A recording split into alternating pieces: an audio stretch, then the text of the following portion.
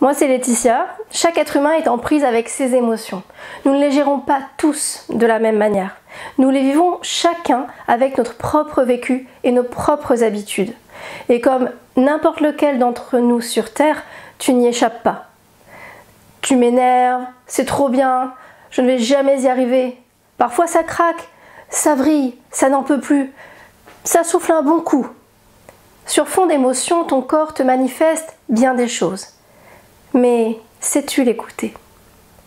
Que tu en souffres ou non, il est toujours bon d'utiliser et ou de développer ce que l'on appelle l'intelligence émotionnelle. C'est une pratique précieuse pour évoluer dans ce monde et dans son ensemble de relations. Il paraît même qu'elle est une clé fondamentale du succès. Mais il y a quoi là-dessous?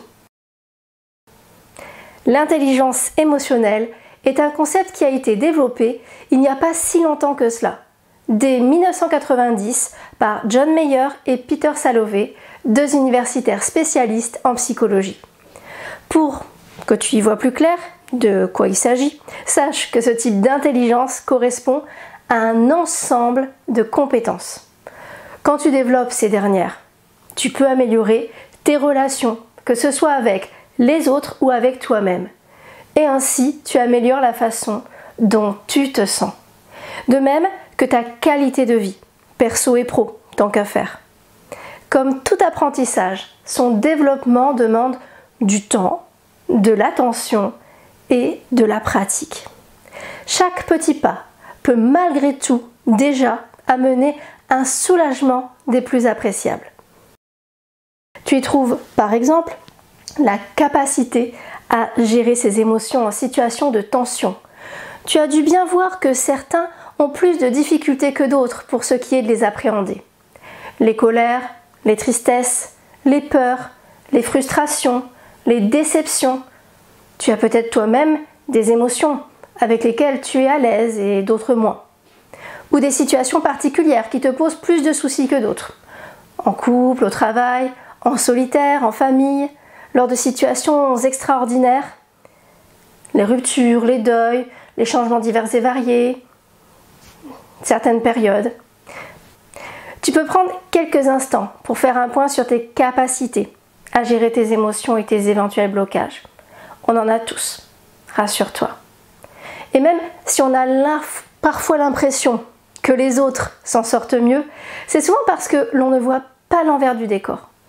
Un peu comme sur certains profils de réseaux sociaux ou quand on perçoit que les réussites de quelqu'un de connu sans prendre en compte tous les obstacles que celui-ci a pu rencontrer ou le temps que cette évolution a mis pour se faire. Mis bout à bout, généralement, il y en a eu des difficultés et du temps consacré. Et il y en aura sans doute pour le reste. Et puis, pour ceux qui donnent l'impression de mieux s'en sortir, de mieux gérer leurs émotions, par exemple, il y a ceux qui ont appris à se connaître et à développer ce qui pouvait les aider en ce sens. Et se dire que même ces derniers pourront continuer à apprendre et à évoluer.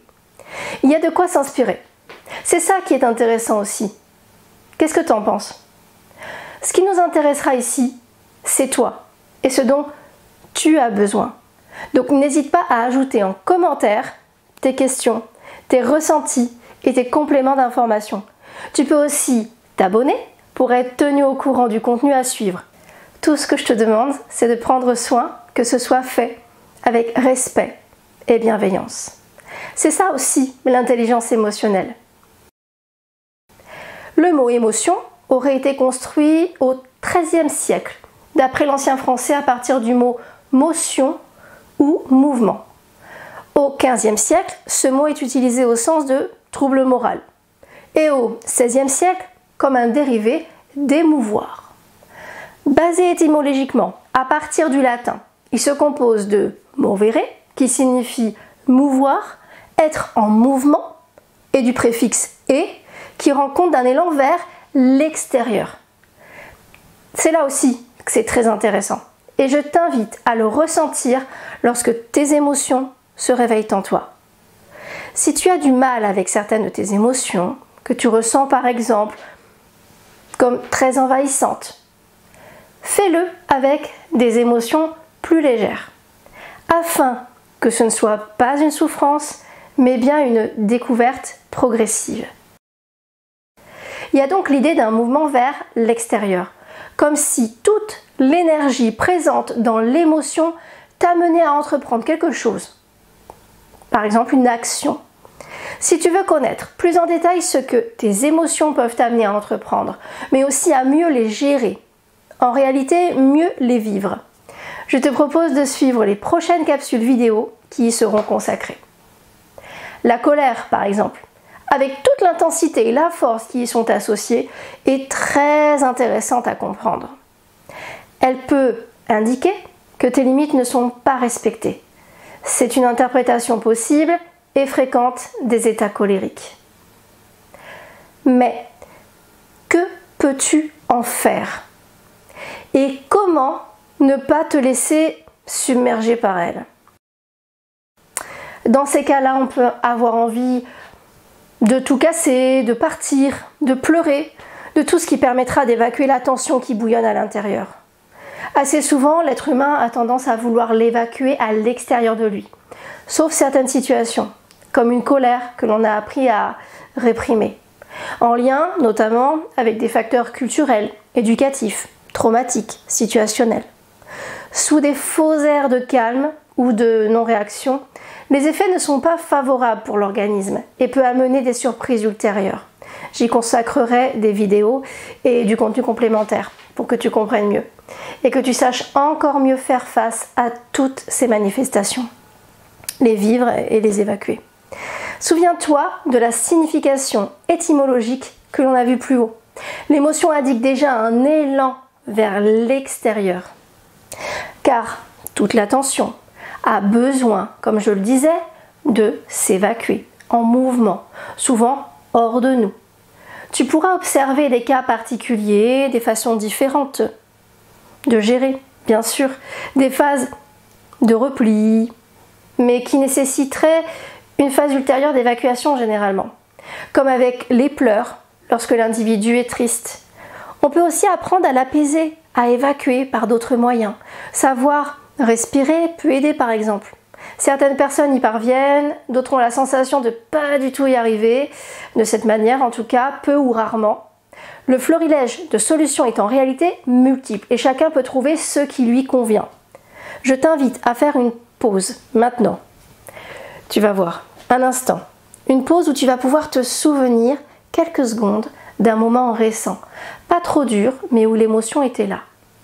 Souviens-toi ce que tu faisais à ce moment-là, ce qui s'est passé.